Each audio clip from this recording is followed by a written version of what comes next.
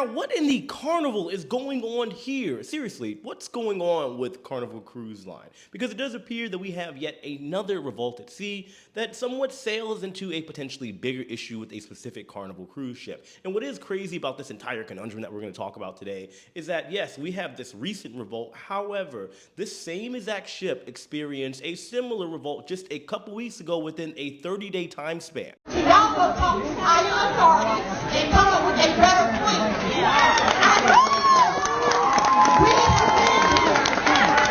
been on this cruise ship all day. The day is already waiting. But you're sitting here telling people, go to your room, pack your bag, someone will be there to get it. No, we're going to stay on this ship and we're going to enjoy until y'all come up with a plan. We're not getting off. Okay, but we're not going to take a $40 credit either.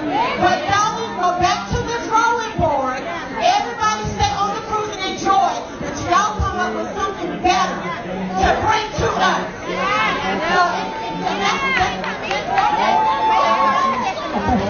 Say we ain't going nowhere and let me up know make a decision. We don't want to pull over anymore. Don't ask no more questions. We all agree, give us some more money back. We're going to sit right here in solidarity. Y'all let them leave off the stage and go meet with their people, and we're going to stay right here until you come up with something. So that video clip you just saw was part of an initial video I did when the Carnival Vista cruise ship suffered some propulsion issues around the beginning to mid-August. You had a situation where there were people on board that unfortunately were not able to go to their initial itinerary. They're going to the ABC Islands, Aruba, and Curacao. That got canceled due to the propulsion issues, and they found out suddenly that they were just going to receive some onboard credit and the ship was going to head over to the Bahamas instead, which caused the revolt and everybody wanted their money back, and it was just a giant mess. If you want to see that initial video, I will pin it in the description box as well as the comments. Now, as we get into this updated situation in regards to the Carnival Vista and the video clip that I want to show all of you, it is important to note that the Carnival Vista is technically not an old cruise ship. It's about a decade old. Originally built in the year 2015, began service in 2016. It has suffered some propulsion issues here and there in 2016, just 1 year after it was built, which was crazy, and then 2019 and 2022 as well. And now we are seeing these problems here in 2024. This ship does hold just over 4,000 passengers at full capacity, and as of right now, it is currently completing 8-night sailings over to the Caribbean from Port Canaveral, Florida. The cruise in which... Give us our money! Give us our money! Give us our money! Give us our money! You pay your excuse. That's your excuse.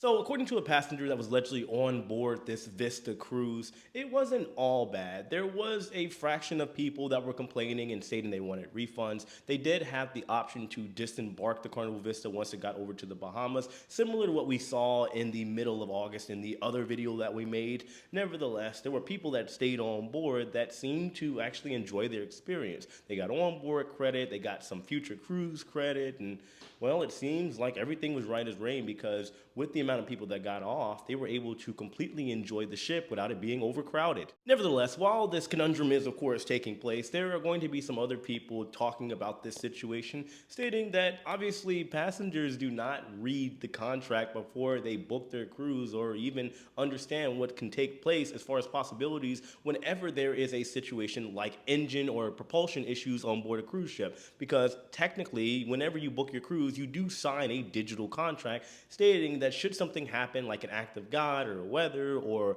an engine failure, the cruise line can pivot, change itineraries, do what they got to do in order to, of course, ensure your safety and satisfaction, even if the decisions that have been made aren't exactly super satisfactory. Looking at this from two different perspectives, I do understand both sides. You do have the Carnival or the business side of things. They make it clear that if something is to happen, they can change things without having to reimburse any of you.